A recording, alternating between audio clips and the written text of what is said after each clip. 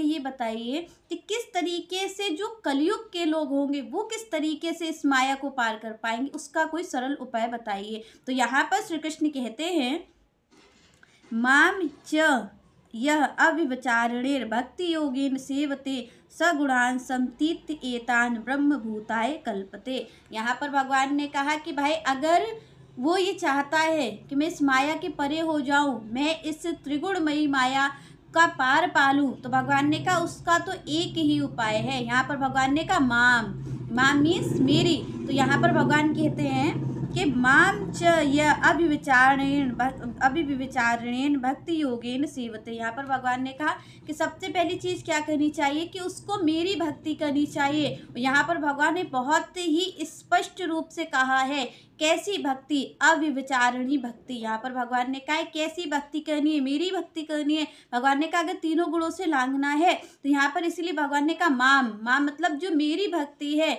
वही इन तीनों गुणों को पार कर पाएगी। आप ये सोचिए, क्योंकि अनेकों अनेक देवी देवता हैं, पर यहाँ पर भगवान ने क्यों कहा कि मेरी ही भक्ति पार कर सकती है, क्योंकि भगवान ही एक हैं जो माया के परे हैं, और माया के परे आपको वही ले जा सकता है जो स्वयं माया के परे होगा। तो यहाँ पर आप देखें, यहाँ पर स्पष्ट रूप से भगवान ने कहा कि मृत्यु लोक से लेकर के ब्रह्म लोक तो सब मेरी माया के ही वशीभूत हैं। तो आप और हमें पार ले जाने के लिए कौन आएगा? तो यहाँ पर श्री कृष्ण ने इसीलिए कहा कि जो मेरी भक्ति है, मेरी भक्ति अगर कोई करता है तो इस माया के पार चला जाएगा। क्योंकि स्पष्ट रूप से यहाँ पर भगवान ने कहा, और नहीं तो आपको अगर माया चाहिए तो आपके पास अनेकों अनेक लोग हैं, आपको माया दे देंगे। तो इस माया के पार अगर आप ये चाहते भाई हमें सुख की प्राप्ति होती रहे तो पुण्य कर्म करते रहिए, अनेकों अनेकों यज्ञ करते रहिए देवी देवताओं के लिए, तो यहाँ पर आपको पुण्य की प्राप्ति होगी, और पुण्य के बाद फिर आपको पाप की भी प्राप्ति होगी, क्योंकि पुण्य और पाप संगी जुड़ा हुआ है, सुख और दुख संगी जुड़ा हुआ है। पुण्य आप और हम करेंगे तो हमें सुख की प्राप्ति होगी,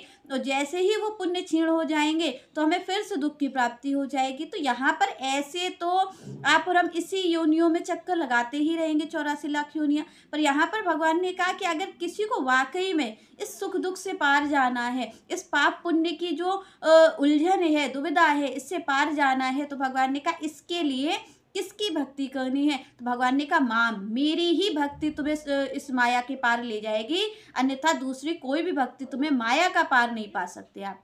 तो यहाँ पर भगवान ने कहा कि मेरी भक्ति करनी है, और मेरी भक्ति करने के साथ साथ यहाँ भगवान एक और बात कहते हैं, वो बहुत महत्वपूर्ण है। उन्होंने कहा कैसी भक्ति करनी है? अविचारणी। भगवान ने कहा व्यभिचारी भक्ति नहीं करनी है, अविचार, जो मेरा भक्त हो वो अनन्य हो। यहाँ पर भगवान ने किस चीज़ को कहा कि भाई ऐसा नहीं चलेगा कि आप जब आपके पास सुख आया तो आप किसी के भक्त हो गए, आपके पास दुख आया तो आप किसी के भक्त हो गए। भगवान ने कहा जो मेरा भक्त बने, जो इस माया के पार जाना चाहता है, तो उससे तो सबसे पहले अनन्य होना पड़ेगा। यहाँ पर भगवान ने कहा भाई अनन्य जब होगा, जब अविचारी होगा, तभी वो मेरी भक्ति कर सकता है और तभी इस माया के पार जा सकता है। तो यहाँ पर भगवान स्पष्ट रूप से कहते हैं कि अगर किसी को श्री कृष्ण की भक्ति करनी है, आप अनेकों देवी देवताओं की भक्ति करें, उससे कोई फर्क नहीं पड़ता है, पर यहाँ पर भगवान ने सबसे बड़ी आपके हमारे लिए एक चीज रख दी है कि भाई इसके बगैर काम नहीं बनेगा, ये तो आप में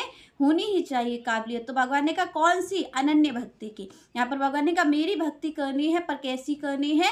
अनन्य करनी है, अनन्य हो करके करनी हो। अनन्य का मतलब होता है जब कोई दूसरा ना हो, आप हो और आपके आराध्य श्री कृष्ण हो, दूसरा तीसरे की यहाँ पर जगह नहीं मिलती। क्योंकि यहाँ पर संत भी कहते हैं कि प्रेम गली अति साकरी तामे दो न समाही, यहाँ पर दो लोग नहीं समा सकते। यहाँ पर भगवान ने कहा कि अविचारी भक्ति चाहिए, ऐसी भक्ति अगर कोई कर सकता है। क्योंकि यहाँ पर श्री कृष्ण कहते हैं कि भाई जो भक्त है उसके जीवन में तो सुख भी आएंगे, उसके जीवन में दुख भी आएंगे, पर यहाँ पर श्री कृष्ण कहते हैं कि उसको विचलित नहीं होना है, उसको एकाग्र बने रहना है।